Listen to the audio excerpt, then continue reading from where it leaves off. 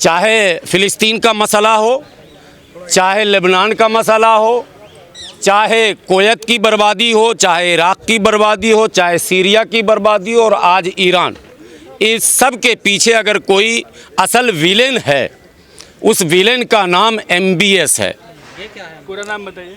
MBS के नाम से आप लोग सब जानते ही हैं, मोहम्मद बिन सलमान जिसको कहते हैं, जो अपने आप को इस वक्त दुनिया में मुसलमानों का जबरन लीडर बताता है और अमेरिका और इजराइल उसके पीठ पर एक दाएं और एक बाएं किरामन कातिबीन की तरह सवार है। आप मानते हो उनको? जी, आपने बनाया ना लीडर तो? बिल्कुल नहीं, किसी ने नहीं बनाया उसको, अमेरिका ने बनाया, इजराइल ने बनाया।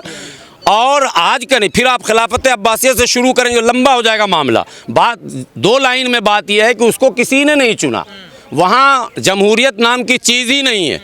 और दुनिया में कुछ मीडिया के लोग चिल्ला चिल्ला कर कहते हैं कि ईरान में तानाशाह है। ईरान का नाम ही रिपब्लिक इस्लाम रखा गया है, इस्लामी जमहूरिया ईरान है, जहाँ नाम भी जमहूरियत है और काम भी जमहूरियत है।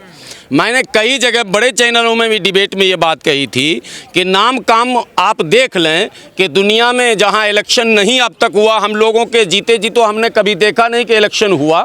बाप का बेटा, बेटा का बेटा, बेटा का बेटा हुकूमत संभाल रहा है। आवाम की मर्ज़ी नहीं, आवाम से पूछा नहीं जाता, आवाम की बात सुनी नहीं जाती है और उस पर सारे अहकाम थोपे जाते हैं। लेकिन अमेरिका जो कहता है कि हम डेमोक्रेसी के रक्षक हैं, वो उसके साथ है, जहां डेमोक्रेसी को दफन किया जा रहा।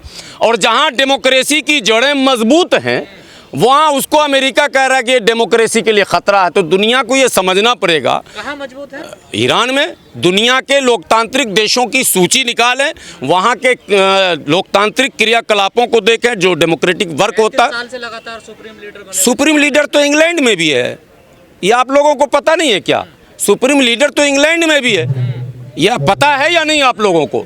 इंग्लैंड में एक पावर होता है जिसको मलका एलिजाबेथ और प्रिंस और न जाने अब कौन है इस वक्त मौजूद, वो पूरी ताकत वहाँ होती है, सुप्रीम उसको कहा जाता है, ठीक है। और कितना बड़ा पद है ये कि डोनाल्ड ट्रंप भी पिछले कई दिनों से कह रहे हैं कि हमको भी मन कर रहा है कि हम सुप्रीम लीडर अमेरिका का बन जाए, वो ईरान के बन जाए शायद, ठीक है। एक लाइन चुनाव होता है, वहाँ के राष्ट्रपति हमारे भारत के गणतंत्र दिवस के परेड में मुख्य अतिथि होते हैं, आप लोगों को पता है कि नहीं है? ईरान के राष्ट्रपति, निर्वाचित राष्ट्रपति भारत के गणतंत्र दिवस में हमारे मुख्य अतिथि बन चुके हैं।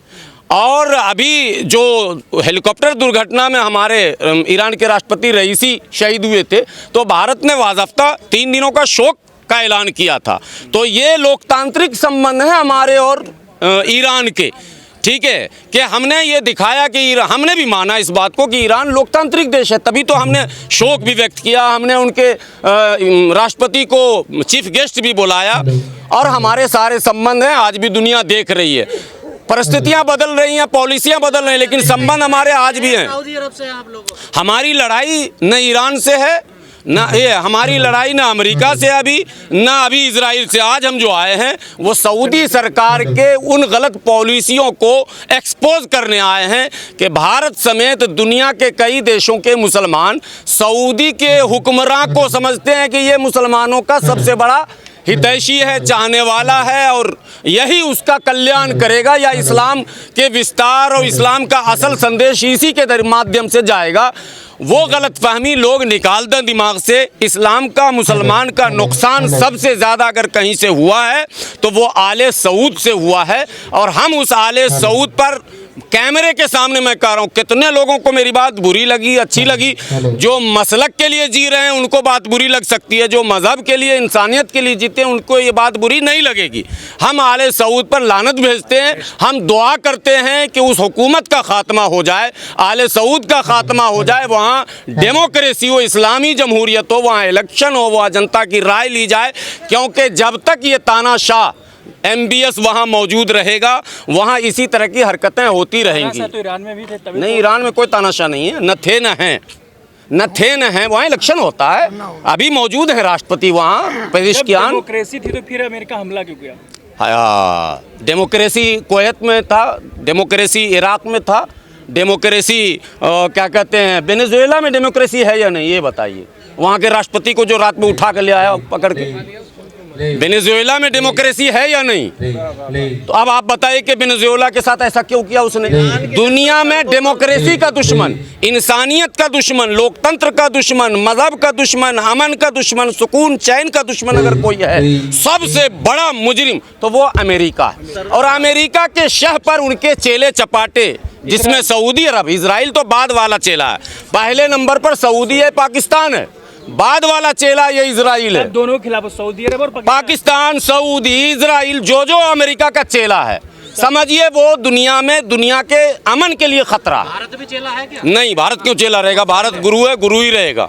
आप तो ठीक है। अरे भारत की बात रख क्या करो, कोई व्यक्तिगत किसी नेता का किसी सब संबंध हो, अगर प्रधानमंत्री जी इजराइल गए, प्रधानमंत्री जी पाकिस्तान भी जा चुके हैं बिरयानी खाने, वो मुद्दा नहीं है हमारा। प्रधानमंत्री जी चीन भी जा चुके हैं। नहीं, उससे भारत की अपनी एक पॉलिसी है, उसको उससे मत जोड़िए, कनेक्ट मत कीजिए। आप खुश हैं जो भी है? देश को जब आवश्यकता होती है वो अपना काम करते हैं। प्रधानमंत्री जी को जो भी प्रधानमंत्री होंगे, नरसिम्हा राव थे तो वो अपनी पॉलिसी चलाए, सब लोग अपने अपने समय में। लेकिन वो भारत का जो मूल मंत्र है वो आज भी दुनिया में दिशा देने वाला है, लोकतंत्र को मजबूत करने वाला है, तानाशाह को के खिलाफ है। वो आप पक्ष विपक्ष में न जाइए। जन्नतुल बकी की बात, आज असल मुद्दा हमारा ये है, हमको उस रिबिल्ड के लिए, उस मुकद्दस मज़ारात को, मकामात को फिर से बनाने के लिए जो संघर्ष चल रहा, उस संघर्ष में मसलक से ऊपर उठकर, बिरादरी से ऊपर उठकर, मुल्क के माने सरहदों से ऊपर उठकर दुनिया के मुसलमानों को एक होने की हम अपील करते हैं। दुनिया के मुसलमानों से हम अपील करते हैं कि वो सऊदी के इस सरकार पर पूरी तरह से दबाव बनाए और उसको मजबूर करे कि वो जन्नतुल बकी के उन तमाम मुक़द्दस मकामात को फिर से बनाए और ज़ियारत की इजाज़त दे, ताकि दुनिया के लोग आले नबी के उन तमाम मतलब ख़ानदान के लोगों की ज़ियारत कर सकें, सामने जाकर देख सकें। वो मुकद्दस मज़ारात कौन कौन से हैं जरा बताएंगे? देखिए, कई मज़ारात हैं, उसमें मुख्य रूप से जो है हमारे प्रोफेट मोहम्मद साहब की जो साहबजादी हैं और उनके भी मज़ारात हैं, और कई और हैं, एक दो नहीं है, उसने उनके पूरे आले औलाद के हैं। तमाम निशानियों को मिटाने के लिए सहाबा किराम के हैं, बहुत सारे मज़ारात हैं उनको। लेकिन हमारी जो असल लड़ाई है वो है प्रोफेट मोहम्मद सल्लल्लाहु अलैहि वसल्लम की जो साहबजादी हैं, उनके आले औलाद हैं, उनके मकामात पर जो बुलडोज़ किया गया है और जो उनके निशानात को मिटाए गए हैं, उसको हम फिर से बनाना चाहते हैं।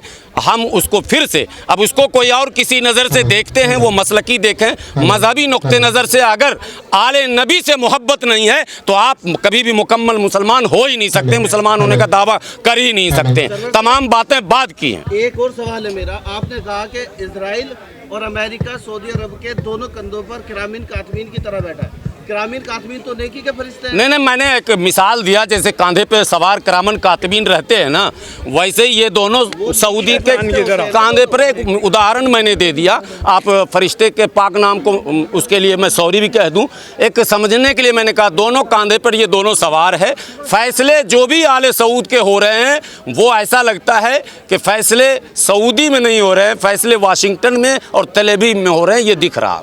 देखिए, हर साल जन्नतुल बकी, आपने नारा भी अभी सुना होगा, रिबिल्ट जन्नतुल बकी।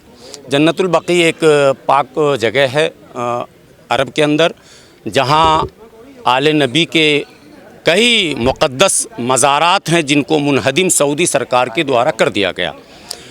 और सऊदी सरकार के ज़रिए सिर्फ यही नापाक हरकत नहीं, बल्कि लगातार इस्लाम और इस्लामिक ढांचे को कमज़ोर करने, आलम इस्लाम को बैकफुट पर लाने की पॉलिसी वहाँ बैठ के बनाई जा रही है।